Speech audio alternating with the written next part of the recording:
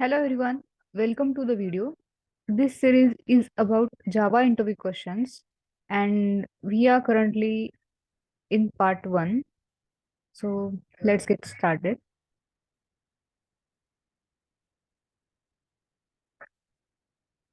So what is JVM? That is Java Virtual Machine. Virtual Machine is known as the interpreter of Java programming language as it loads, verifies, executes Java bytecode. So whatever code we write in a Java language, so JVM is a virtual machine which works as an interpreter of this programming language. And what is the use of interpreter? It loads the code or your program, it verifies the code and executes that code.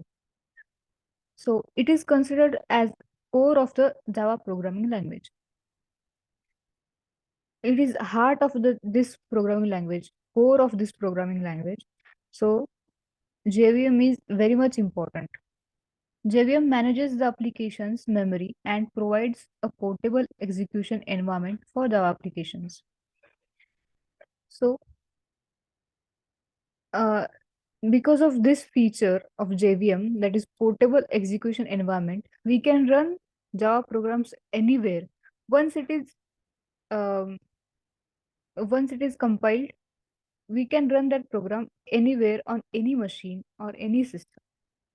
So JVM is uh, very much important. Without JVM, we would have never done that. What is the difference between Java application and Java applet? So here are a few points. Uh, a Java application is a type of program that can run on any system with the help of JVM. As I told you earlier, because of JVM, we can run Java program in any system. But Java applet is a program that runs on a Java supported web browsers. Whatever web browsers are there which supports Java or which are supported by Java, on that browsers only Java applet can run. For executing Java applications, we require a main method which calls other methods. To run any Java program, we need a main method. Without main method, a Java program cannot be run. So, in case of um, for executing Java applets, we have different methods like int, start, init, sorry, in not int, init method, start method, paint method. So these methods are used to initiate different programs in Java applet. Java application will have full access to the local files of the system and the network. Java application has access to the local files in your system and different and the network which is to which it is connected. While Java application will not have access to your local files of the system or the network. A Java application should be saved in the system in order to execute. If we want to execute, or if we want it to get executed, so for that Java application should be saved in your system. So there is no need to save a Java applet in the file system to execute. If you want to execute a program in Java applet, so it is not needed to save that Java applet or that file in your system. Third question is, what is the difference between JDK and JRE? JDK, that is Java Development Kit, is a software development kit that consists of various development tools like Java Debugger, Java Compiler, Debugger, etc. Whenever we try to install Java in our system, we download JDK, that is Java Development Kit. If we go and visit the site of Oracle development or uh, Oracle website, so there you will get different versions of JDK. such as recently JDK 19 is there, JDK 18, JDK 17. These are different versions of JDK.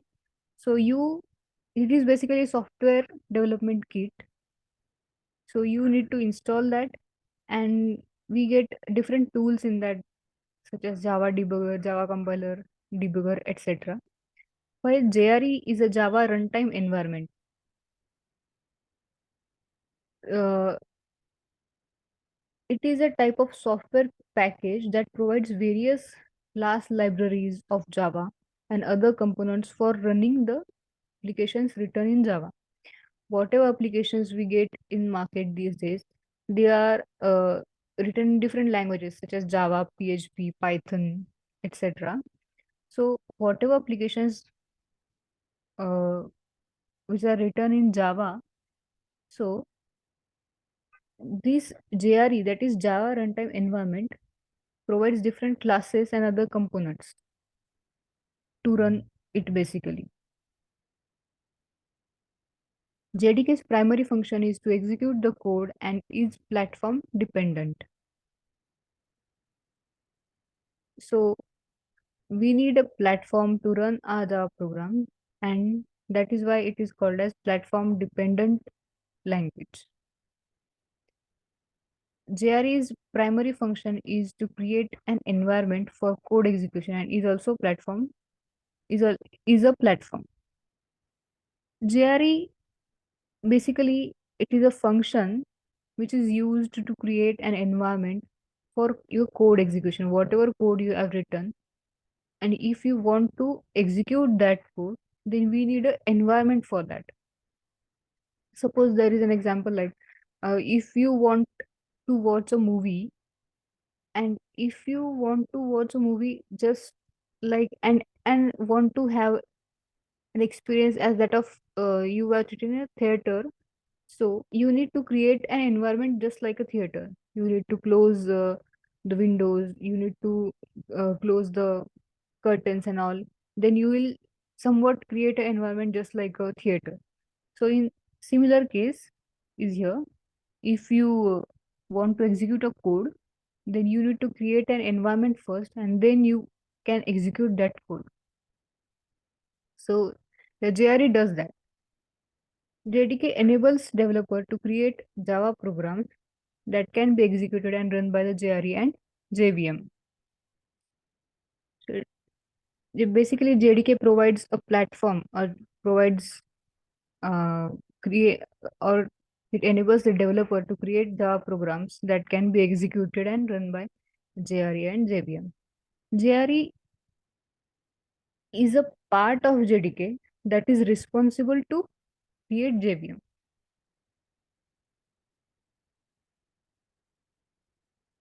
Fourth question is how to call a constructor from another constructor.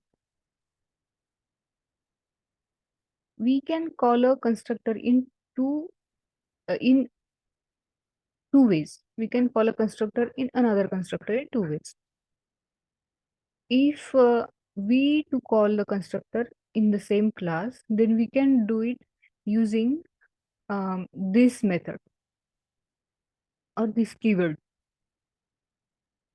If we want to call the constructor from another class, then we can do it by inheritance, and the method to call the constructor is superstate. Inheritance is a oops concept, and it is very much important concept. There are different oops concepts in Java, and inheritance is one of them. The process of calling a constructor inside of another constructor is called as constructor chaining. We also know there are different types of constructors like default constructor, no argument constructor, parameterized constructor. So in further videos, we'll learn about that also. What is the super keyword in Java? The super keyword in Java is a reference variable which is used by the child class to access immediate parent class object. If you want to access a parent class, so child class can use a super keyword, and we can inherit different methods of your parent class, such as variables and methods. And the super keyword helps the child classes to access data members like variables and methods of the super class. The most common use of super keyword is to eliminate the confusion between superclass and subclass that have methods with same name. Superclass and subclass have methods with same name, and to avoid that confusion, super keyword is best way to do that. Next question is what is the difference between super and super method in Java? Super keyword is a reference variable which is used to call a parent class members like variables and different methods, whereas super method is used, it is a method basically, which is used to call the parent class constructor inside of the child class constructor. Just in previous question, we learned that super method is used by the child class or inside of the child class to access different variables and methods of your parent class. While super keyword is a reference variable which is used to call parent class members like variables and methods, etc. Super keyword can be used at any time to access the members of parent class, whereas super method must be the first statement in the derived class constructor. So there are few rules in Java languages, such as super method should always be the first statement in your uh, class constructor if you are using it to call to parent classes members, then super method should be the first statement. And super keyword can be used in any time to access the members of parent class. Nothing will happen if we do not explicitly invoke the parent class members by using super keyword. But if we do not explicitly invoke the parent class constructor using super method, then the Java compiler automatically inserts a call to the no argument constructor of the parent class. If we do not invoke the parent class members by using super keyword, if you're using super keyword and you are not explicitly invoking that those methods of your parent class, then nothing will happen. No error will not get any error. But if we do not explicitly invoke the parent class constructor using super method, then what JVM does, JVM automatically inserts a call to the no argument constructor of the parent class. I told you earlier there are few types of constructor, such as no argument constructor, default constructor, and parameterized constructor. Then if you are using super method and you want to call your parent classes method and you are not explicitly invoking those methods, then JVM will automatically use a constructor which is of no argument type and call that constructor of your parent class. Next question is, what is the difference between method overloading and method overriding in Java? So there is a question, is there any concept like constructor overloading and constructor overriding?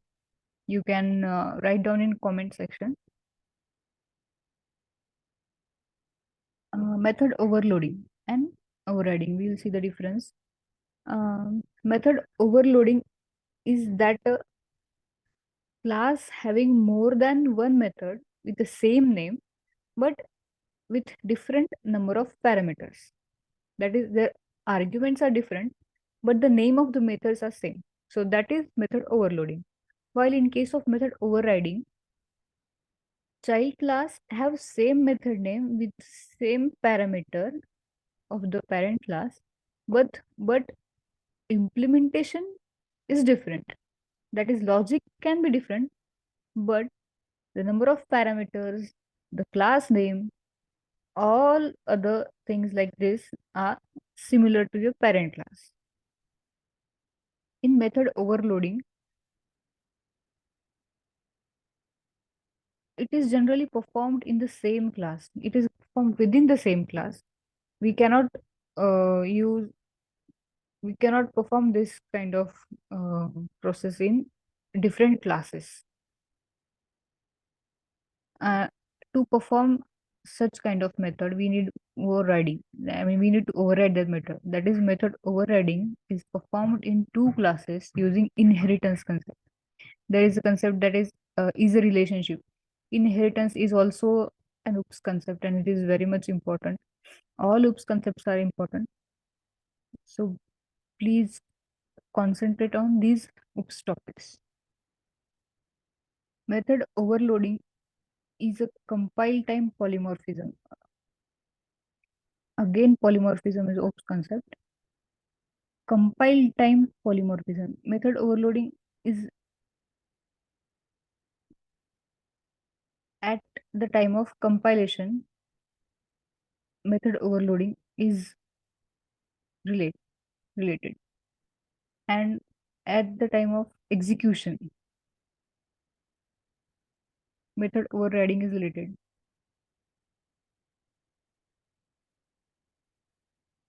Method overloading may or may not require inheritance, and method because it is not necessarily important in case of method overloading, as we perform it within the same class. So it is mentioned as may or may not require inheritance. But in case of overriding, as we perform it within different classes, so inheritance is compulsory because we need to call methods of parent class which is may be present in different class. That is why. Method overloading increases the readability of the program, and method overriding is used to change the implementation of the method which is already available in the parent class. Method overriding, we have learned in the definition that number of parameters and name of the class is same, but the implementation or the logic is different. So that is why method overriding is used to change the implementation of the method which is already available in the parent class. The method overloading return type may or may not be the same, and the method overriding return type must be same or covariant. There is no need to explain in this point. It is easier point compared to others. We can overload private and final methods. Private and final methods cannot be overridden.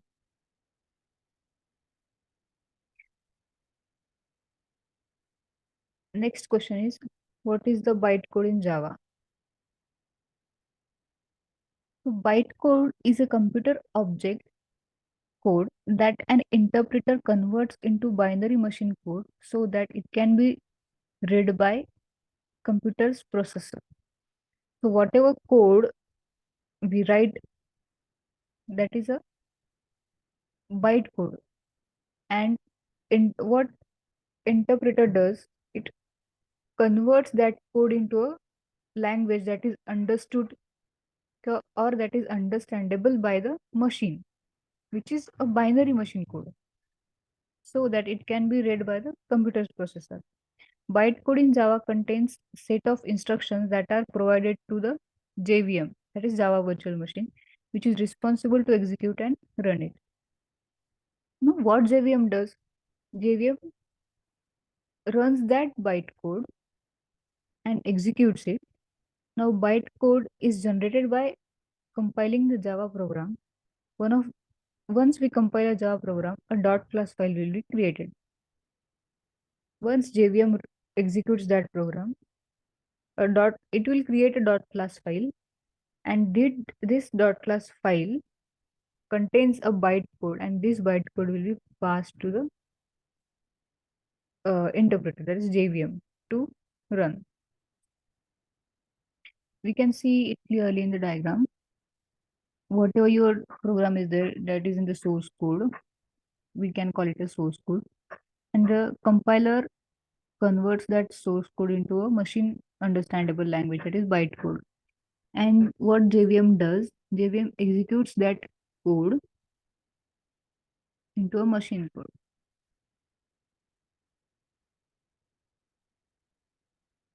What are the differences between C++ and Java? C++ is a platform dependent language and Java is a platform independent language. C++ supports both procedure oriented and procedure oriented programming. Object oriented programming. Java supports only object oriented programming. C++ is only compiled language. Java is both compiled and interpreted language. In C++, memory is managed by the programmer manually. We need to manage the memory in C++. In Java, system itself does this memory management. So it is one of the features of Java, memory management, self-memory management. C++ supports structures and unions, while Java does not support structures and unions. C++ supports both methods and operators overloading. So there is no such concept in Java such as support operator overloading.